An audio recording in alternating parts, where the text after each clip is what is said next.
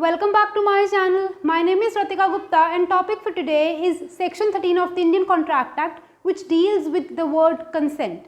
Guys, I've already finished up to section 12. I've explained each and every topic, each and every section in greater detail in my previous videos on Indian Contract Act. Please be in touch with those videos so as to grab all the concepts in their entirety.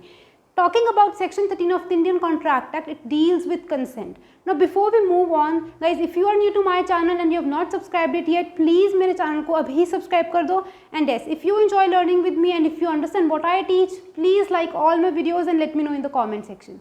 So let's get started. Now guys, if I talk about consent, section 13 of the Indian Contract Act 1872 says that two persons, they are said to have consent when they agree upon the same thing in the same sense. Now if you are in touch with my videos, आपने already इस चीज़ को समझ लिया होगा.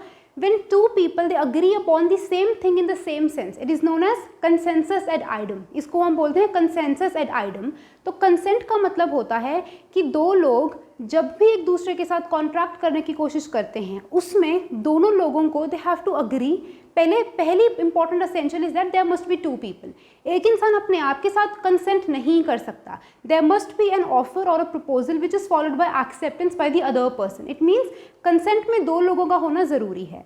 उसके बाद एक इंसान से प्रपोजल आएगा और दूसरे की तरफ से एक्सेप्टेंस जाएगी, तभी हम कहेंगे कि दे हैव कंसेंटेड. प्रोवाइडेड, इसके और भी एसेंशियल्स है, provided that they agree upon the same thing in the same sense. It means there should be consensus ad idem. It means there should be meeting of minds of the two people. उनके minds का meet करना ज़रूरी है. अब already given you an example. हमने discuss किया था कि suppose there is a person A wants to sell his car to B for ₹2 lakhs. But A is the owner of 2 cars. A के पास 2 गाड़ियाँ हैं, एक सैंट्रो और एक मारुति.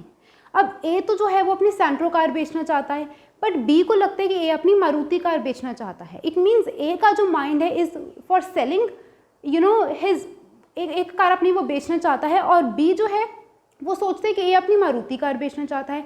इट मीन्स यहाँ पे क्या है, कंसेंसस एड आइडम नहीं है.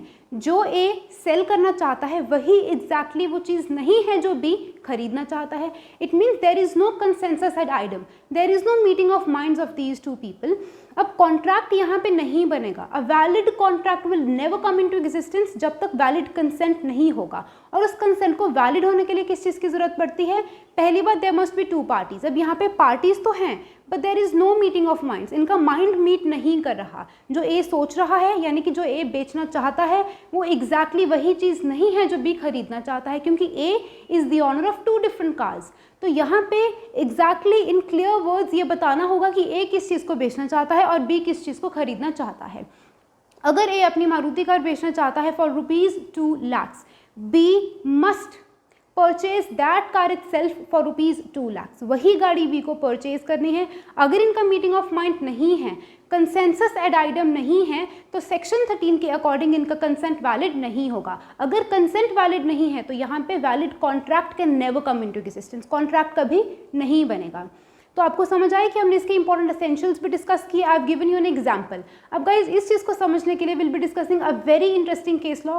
केस लॉ का नाम आता है जेम्स कुंडी वर्सेस थॉमस लिंडसे 1877. बहुत इंटरेस्टिंग केस लॉ है. इसमें क्या हुआ था कि देयर वाज अ पर्सन, एक प्लेंटिफ थे. प्लेंटिफ का नाम था कुंडी.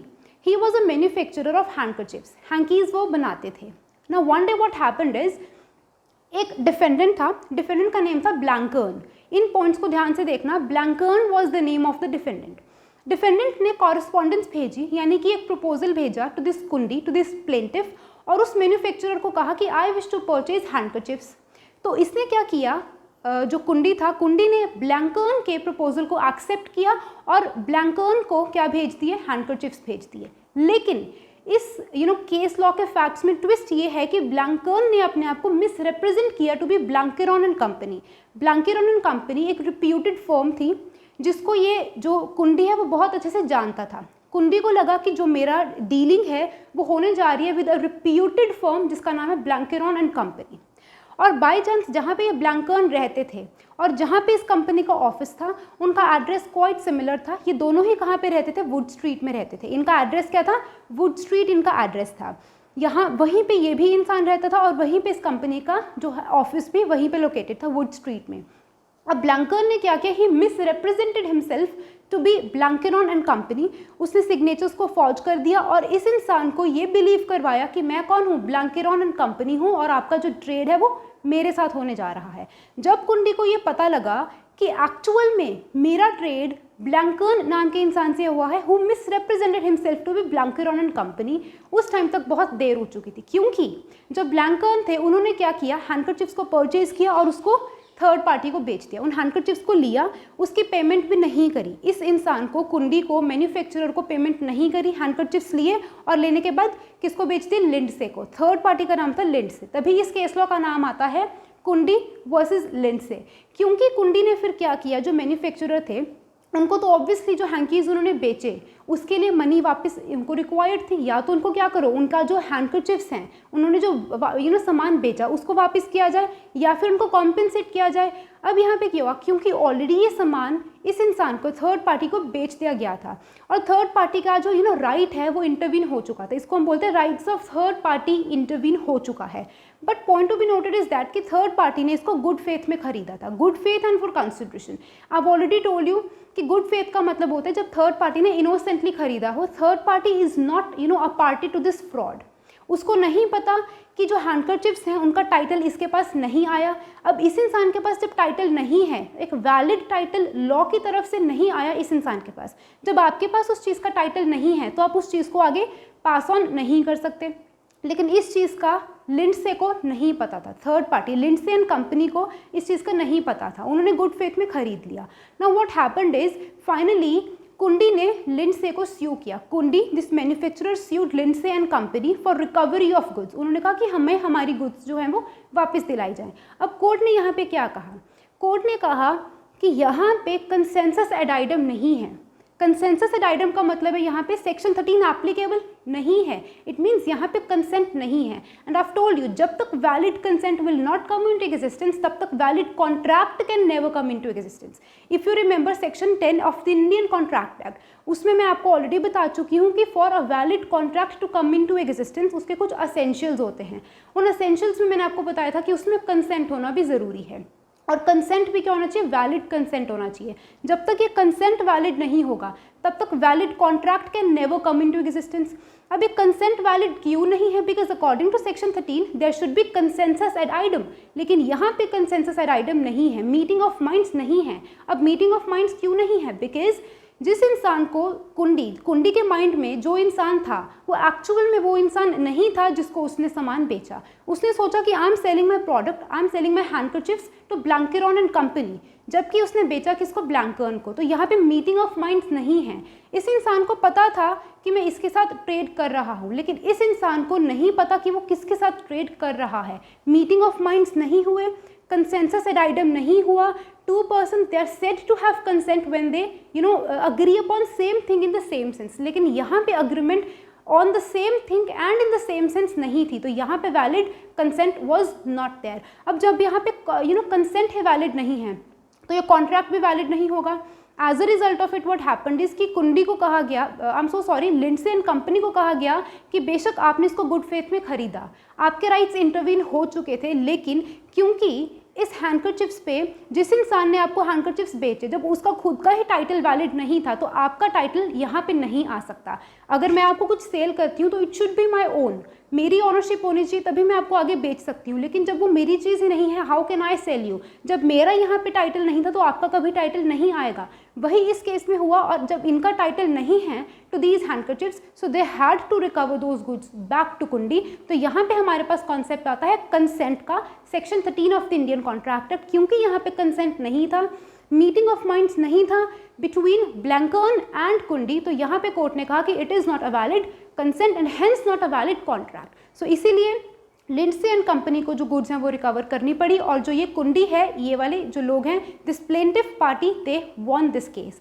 अब यहाँ पे कुछ इंपॉर्टेंट पॉइंट्स मैं आपको बताना चाहती हूँ रिलेटेड टू कंसेंट। हमने देखा कि कंसेंट की डेफिनेशन क्या है, उसमें हमने उसके एसेंशियल्स भी देखे। I have given you an example and a case law to make you understand this concept. अब इंपॉर्टेंट पॉइंट से निकल के आते हैं कि जो आपका कंसेंट है, it should be a real consent, it means it should not be a fake consent. आपसे अगर कोई कंसेंट लेता है तो आपको वॉलंटैरिली देना है, वॉलंटैरिली देना है। कंसेंट हमेशा क्या होता है, वॉलंटैरिली दिया जाता है। जोर ज़बरदस्ती करके अगर आपसे कोई कंसेंट लेगा तो वो रियल कंसेंट नहीं होगा, वो फेक होगा, क्योंकि वो आपने वॉलंटैरिली नहीं दिया। उसको हम वैलिड या फ्री कंसेंट नहीं कहेंगे। तो consent should be free, it should be valid. Valid का मतलब है कि उसमें सारे एसेंशियल्स होने चाहिए।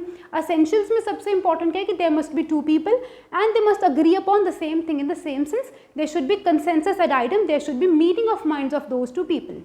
मोरओवर, आपको हर एक मटीरियल इन्फॉर्मेशन बतानी है सामने वाले को before he gives his consent. अब यहाँ पे सारी की सारी मटीरियल इन्फॉर्मेशन नहीं बताई गई थी टू दिस पर्सन, इसीलिए क्योंकि इस इंसान ने अपने आप को मिस रिप्रेजेंट किया, ये इंसान मिस रिप्रेजेंट हो गया और इसीलिए उसने कंसेंट दे दिया, तो ये वैलिड कंसेंट नहीं था। तो कंसेंट को वैलिड होने के लिए भी इंपॉर्टेंट क्या है कि each and every material information must be made known to the person जिसका कंसेंट आप लेना चाहते हो, so that he can make a rational judgement, he can make a balanced judgement कि क्या वो अपना कंसेंट दे या नहीं दे। तो वो सोचेगा कि क्या ये चीज़ मेरे बेनिफिट के लिए है या नहीं है। अगर यहाँ पे उसे पता होता कि मेरा जो ट्रेड है वो एक ऑर्डिनरी सिटीजन के साथ हो रहा है, ब्लैंकर्न के साथ, शायद वो मना कर देता। पर जब उसे पता लगा कि मेरा ट्रेड एक ब्लैंकेरोन एंड कंपनी, एक रिप्यूटेड फर्म के साथ हो रहा है, तो उसने क्या किया, अपना कंसेंट दे दिया। तो यहाँ पे it is important that each and every material information must be made known to the other person so that he can form his mind, he can make up his mind, he can make a rational or a balanced judgment so as to protect his interests कि क्या उसे अपना consent देना है या नहीं देना है। he should be knowing what he is consenting for, उसे पता होना ज़रूरी है। तो ये पॉइंट्स कुछ इंपॉर्टेंट पॉइंट्स हैं। इट मीन्स अब गाइज इसके बाद हम करेंगे फ्री कंसेंट। अभी हमने कंसेंट इसीलिए डिस्कस किया because this is section 13 of the Indian Contract act.